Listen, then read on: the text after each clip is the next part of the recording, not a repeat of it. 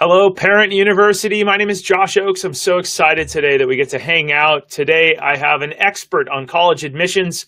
Her name is Casey Rowley, and she's with Beverly Hills High School. She's one of the counselors there that really preps students throughout their high school career to get ready to go to their dream school, to figure out what are their options, and to walk them through that process. She's here with us today. We get to hang out with her here in Parent University. Welcome, Casey. Hi, thank you so much for having me. I'm excited to be here. Well, thanks for being here. We're talking about the top myths, as you can all see, for college admissions. Let's dive right on into it. Let's go to myth number one. The more extracurriculars, the better. Colleges want well-rounded students. Casey, what do you say to that? Yeah, so remember, colleges don't need students to be the best at everything. And I think oftentimes students feel like they need to volunteer, have community service, be in a club, be in a sport. The truth is colleges are looking to build a class of a diverse range of students with different talents. So it really doesn't matter what you do. It just matters that you can have a passion and interest, you're excited about it, and it's authentic and genuine to you. And that'll show through your college application. So whatever that looks like to you, if that's building a robot in robotics team, or if it's being on the swim, or taking pictures and keeping a journal, if it's authentic and it tells a story of your strengths and your interests, that's going to be appealing to colleges. So I always tell students, think depth, not breadth. So what you're looking to do is dive in a little bit deeper into activities that make sense for you and get you excited. So a good tip for younger students as you're starting to explore different things, and I encourage students to join clubs, try different sports, keep a journal of different things.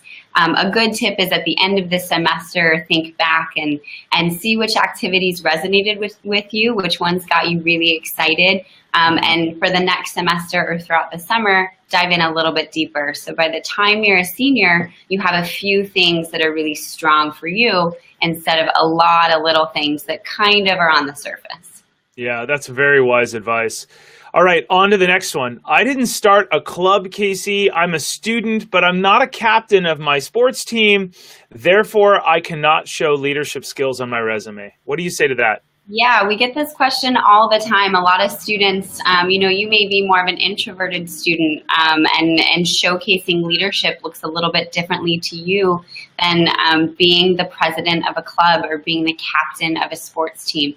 And the truth is leadership can come in many forms. So you may be showcasing leadership on your team by being the calm, supporting backbone of the team, where you're not really in the limelight, but you're a strong base for your team, and you rally everybody together, or you coordinate a fundraiser, and you may be in the back of the house and people don't necessarily see that, but that's a way that you can showcase leadership. So think of what your strengths are within your club or your sport, or even if it's something at home with your friends. Think of your strengths and challenge yourself. How can this be leadership?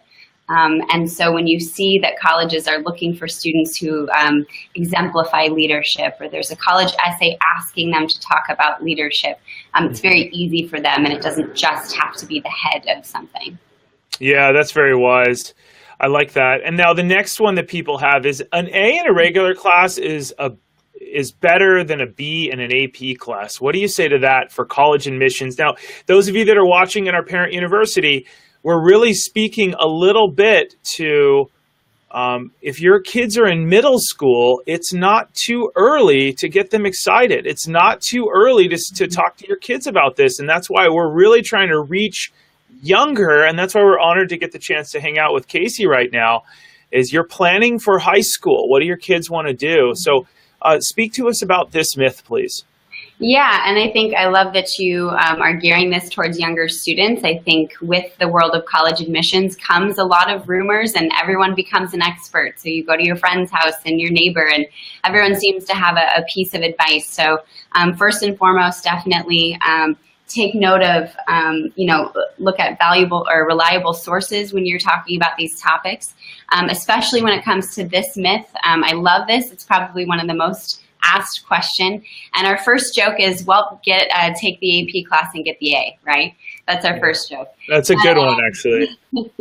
But whether your school offers an honors curriculum, an AP, or an IB curriculum, when you're an incoming freshman and you're thinking about your course load, you're really looking to set a solid foundation for the next 4 years. So a lot of students come in and feel, okay, I want to be competitive for college, so let me take all of the honors or AP courses that are offered. And it's kind of taking off more, it's biting off more than they can chew. And what you're doing is you're setting yourself back a little bit because you've taken on too much of a tough course load. So the answer is to take a course load that is appropriate for you. So if you've never taken an honors class, maybe try one in an area that you know you're strong in. So if you absolutely hate history, do not take AP European History as your first AP class. Maybe take the AP Statistics class. You know you're strong in math. And as you take that class, if you do well, then the next year add another one. And another tip is that it's not just the one AP class. You may be able to handle the content of an honors class, but it's that honors class in conjunction with your other academics, your extracurriculars, and your responsibilities. So it's really kind of, I tell my students, check your own temperature. So let's kind of scale back and think, all right, how are we feeling? Are we able to manage this course load? Are we able to bite off? And then, it's not just about your GPA. I've had students say, okay, great, I'm going to take all regular classes and get a 4.0. I have a 4.0 GPA. But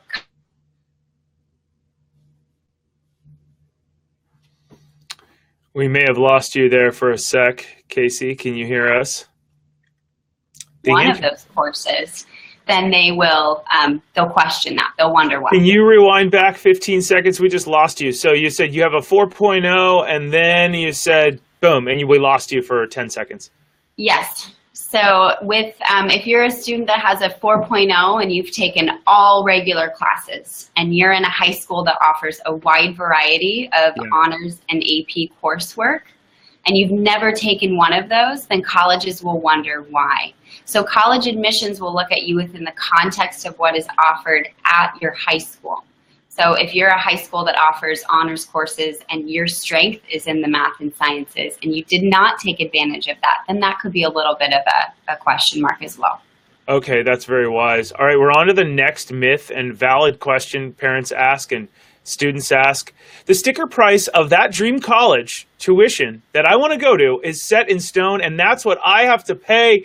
There's no negotiating. Yes, so I call it the sticker price. Much like you would, and parents, you'll get this, when you go to buy a car, there's a price on the window, and that's kind of the sticker price. And I bet that you would never walk away paying that full price that you see on that car window. And the same is true for colleges.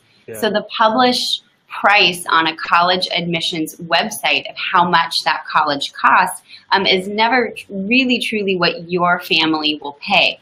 So we talk to families about net price, and your net price is the price that your family, your individual family will pay based off of the financial aid that you receive.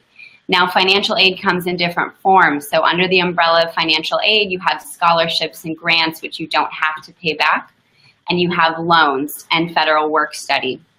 And so what's really amazing is there's 3 incredibly easy tools that families can you hear me? Okay. Yeah, I can. Okay, yeah, sorry. Cut out a little bit. There are 3 incredibly easy tools that families can take advantage of early and very early on to determine a college cost. So the net price calculator is a calculator that's mandated on every single college's website.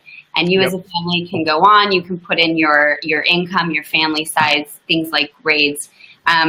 And what that does is it gives you a rough estimate of the financial aid package that you might receive for that college. The FAFSA forecaster, so you can get an estimate of your federal aid. And then College Navigator is a little tool on the National Center for Educational Statistics website. It's a mouthful. And College Navigator shows very in-depth data on a college's financial aid, the percentage that they give to students. And not just the percentage of financial aid, but the percentage of loans versus scholarships. because remember, loans can qualify as financial aid. So if a college says, they provide 90% of financial aid, well, what does that really mean? Yeah.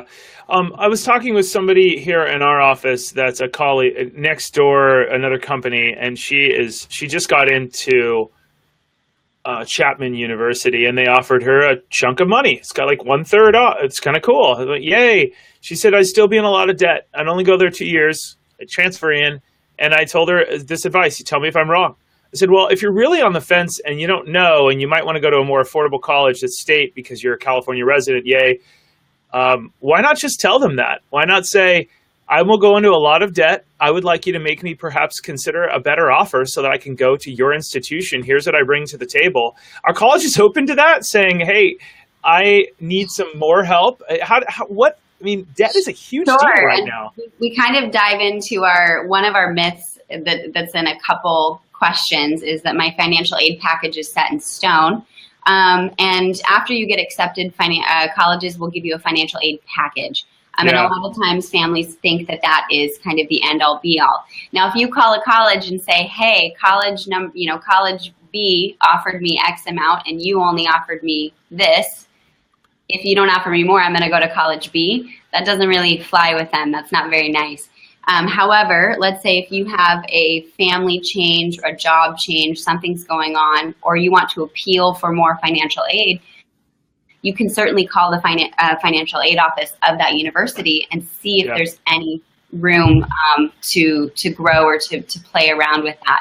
But you know what, Josh, is we really encourage our families to apply to 5 to maybe no more than 10 universities so that in the spring semester, you are well aware of about how much financial aid you will receive, and you're able to compare those options and make a wise financial choice with your institution. So true, and that's very wise. I guess what you're saying, and I'm putting that up on the screen right now, my financial aid package is set in stone. Sorry to go out of the way there. It's just very relevant. People want to know, what can they afford? It's a huge, very valid concern. Let's jump on to the next one. Out-of-state and private colleges are more expensive than in-state public schools. Talk to us about that. Yes, a lot of times families won't even consider applying or exploring an out-of-state college because they think that the non-resident tuition price can be incredibly high. And remember from our myth before that the sticker price is never really set in stone. So there's a lot of really amazing out-of-state scholarships for students, for out-of-state students. So for example, the Western Undergraduate Exchange, it's a program, it's a group of colleges on the Western Hemisphere where students can apply and get a really hefty reduced tuition price. So it's actually 150% of the resident tuition price. So for example, an out-of-state school in Colorado, let's just say, could cost a student $40,000. With the WUI, the Western Undergraduate Exchange, maybe that school now costs $16,000 per year. So it's a pretty big adjustment. And you can go to their website, and some of them automatically offer it to students. Some you have to apply, so certainly read and check it out. But there's a lot of scholarships, and out-of-state colleges want out-of-state students to create diversity on their campus. They want students from different walks of life to challenge each other and to grow. And then one other thing, sometimes in California we have what's called impaction, right? So some universities are what's called impacted, meaning there's more students for spaces available. So if you go to a highly impacted state school in California, it could take you 5 to 6 years on average to graduate. So now that lower tuition price becomes greater. So true. Yeah. Didn't even think about that. How long does it? That's an assumption people make. I'll be out in 4 years, but you're saying that's not. You can find the average graduation rate on their website, on any college's website. Interesting. That's a really good point. And this is back to we need, planning in middle school is not too early. That's right. Saving now and planning in middle school for how are we going to approach this? What are the best practices? And we're starting that dialogue here right now. Next one, my SAT/ACT score will determine my admissions decision. Yes, and since we are speaking to a younger audience, I will really put out a huge caution to younger families. Don't worry about prep.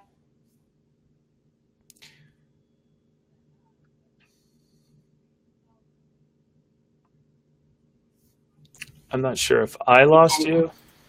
Say that one more time when you said don't worry. It could be my bandwidth. I don't think it is, though. Can you say that one more time? Don't worry about... Sure. Yeah. So my word of advice to younger families is don't worry about the SAT or ACT too early.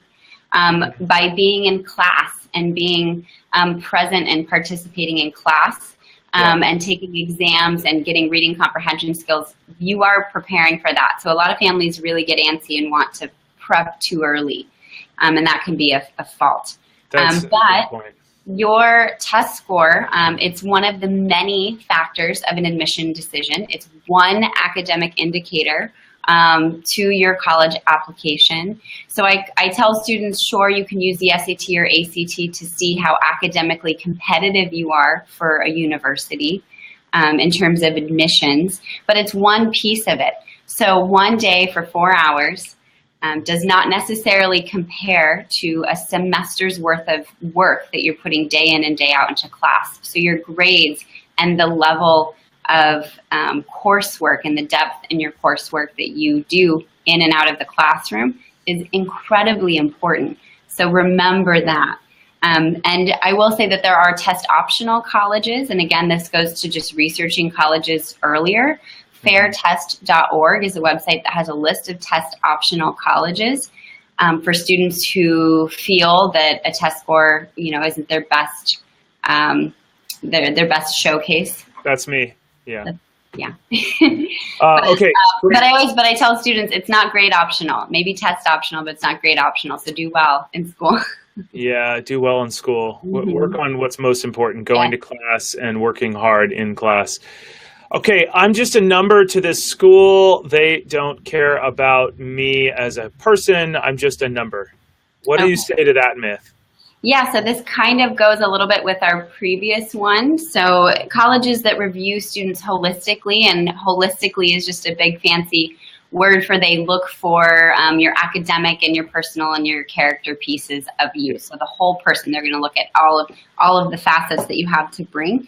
And so they look beyond just your GPA and your test score, right? So they look at your interests, your extracurriculars, and not just the number of extracurriculars, but the impact within them and what's authentic to you. They'll look at your teacher letters of recommendation. So they want to see the type of student that you'll be in class, the type of dorm roommate you'll be on their campus. What clubs are you going to join on their campus? So they're looking for those clues within your application. And you can showcase that in your college essay and your resume and through your letters of recommendation. So it's definitely a big piece. And on social media, I'm guessing, too.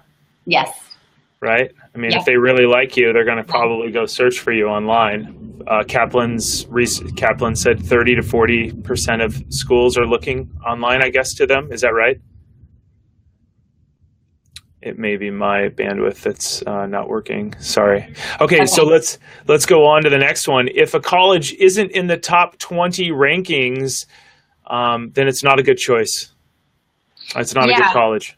I get this a lot. I get students that say, I want to go to a good college. And then what does that mean? The definition of a good college is a college that fits you academically, socially, and financially. Yeah. So academically, it's a supportive academic environment, one that you can handle that's not too rigorous. However, it is challenging. We want to go to school to be learners, right, and to be challenged. And socially, you want to be at a college that you feel you can find your community. Colleges have personalities just like our students do, and some are going to be bigger and really social, and some are going to be these smaller experiential learning style. And so that's something to pay attention to, is take a look at the vibe of the college campus. And then financially, and those are using those tools that we mentioned before to ensure that you're walking away with not a lot of debt. So we've got a live question from somebody. Let's see if this comes up. This is kind of cool. Lisa says, I don't know if you can see that on the screen, but Parents often have their kids. Thank you, Lisa Olson. You're awesome, by the way. She's a member here at Parent University. Parents often have their kids go to community college to save money. And that's what I did on general education. But academic scholarships are based on ACT, SAT scores. If you transfer in after getting the requisite 24 credits to apply, your ACT, SATs don't matter, and money available for academic is significantly less. Can you talk to that for a sec? What are the tips there? Thank you, Lisa, so much for that question. So just to clarify, if you go to a community college and you transfer and there's a scholarship based off of an ACT or SAT, do you lose that chance for a scholarship? Is that kind of what we're looking at? Yeah, I mean, how do I get money for the second 2 years? I think this is what Lisa's asking is, because I transferred, I went to junior college for 3 years because it's too expensive to go to my dream schools, and I'm a B student at best. So would I get financial aid on year 3 and 4 in my college career? Yeah, so keep in mind, each institution will vary, okay? So merit scholarship is, your academic scholarship. So that could be on a test score, but it could also be for your grades. So if you're looking at a transfer student, you would be looking for merit scholarships based off of your academic performance within the community college setting. Great. Yeah.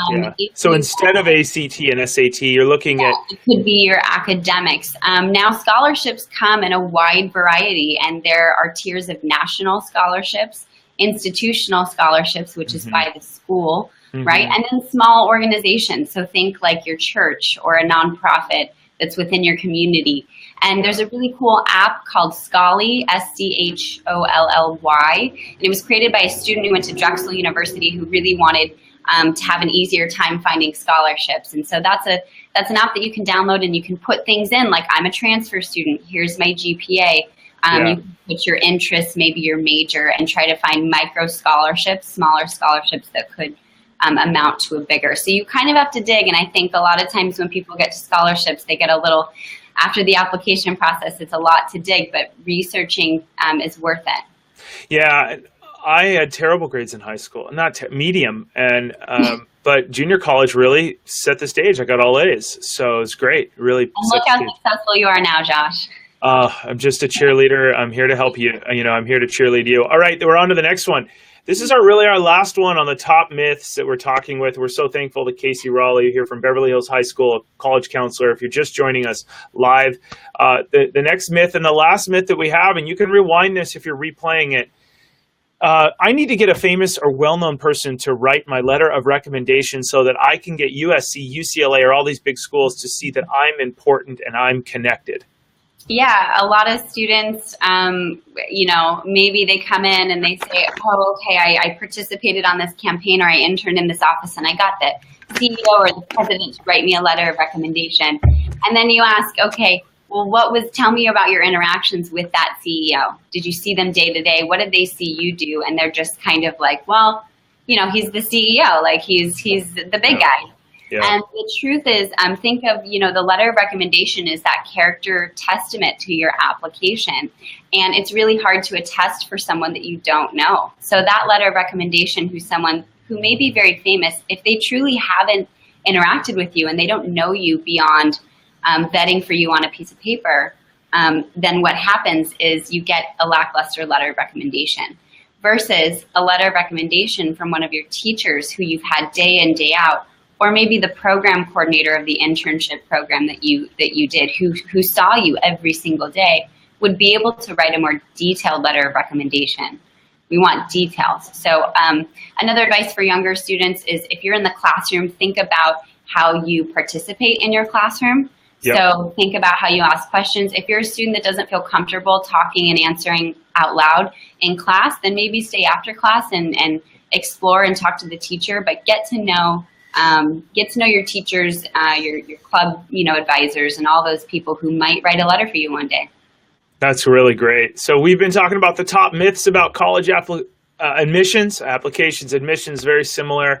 It's never too early to start, and that's why you're here in Parent University. We're so honored to have Casey here today. And really, it's not just about applying to the dream school. It's also what is your child doing in real life that ends up online. I truly, truly believe that your new resume are your Google results. Yes, you'll apply, you'll say, this is who I am. But if you're an employer, those of you parents that are watching this and educators, if you've ever looked at someone's resume and had an intern or someone either at your school or want to work at your company, you know that you're going to go Google them. You're going to go search. And if it's an impacted major at a college, I truly believe that colleges follow employment. They do not say, oh, no, we're totally different. Our students never need to go get a job somewhere. No, they're looking at the world's biggest and best companies and saying, we need to be more like them and please them so that we can send our alumni to their organization so they can go make great livings and donate back, right? I mean, I'm being a little facetious, but you get the idea is that employers are doing it, colleges are doing it more and more. Have a great online reputation. Please take a moment to go search for your student online. Make sure it's a wholesome, vibrant footprint for who they are, that it's not other people, but rather your student and putting their best foot forward. So that's my little shoebox, is they call it soapbox that I'm on. So Casey, I want to thank you. Any last words for those that are watching this that are saying, oh, it's a few years out. What should I do? What can I do this summer? Any last tips for this summer for middle schoolers? I would just say the number one thing that younger families don't do enough is take the time to research the number of colleges that are out there. So go online if you're on family vacation and there happens to be a college campus, just walk on it, just being present and just taking the time to be aware. There's tons of colleges out there, and help your students understand their options before they feel the crunch of senior year. Not researching financial aid enough, so families take the time to use the tools, get familiar, be savvy, so that you're excited about the college options and know that they're affordable options. And then just keep track of extracurriculars as you go. So keep a little folder of awards and accomplishments, and take note of extracurricular activities that you like or you don't like, so when you move forward, you have a running log of what makes sense for you. That's so wise. All right. Thank you so much, Casey. Thanks to all of you in Parent University for watching. If you liked what you've seen today, please consider going back to our Safe Smart Social website or clicking one of the links below and sharing this with other people. The more that we have in here, the more we can help more people. Thanks so much, everybody. Have a great day. And as always, keep it light, bright, and polite. Take care.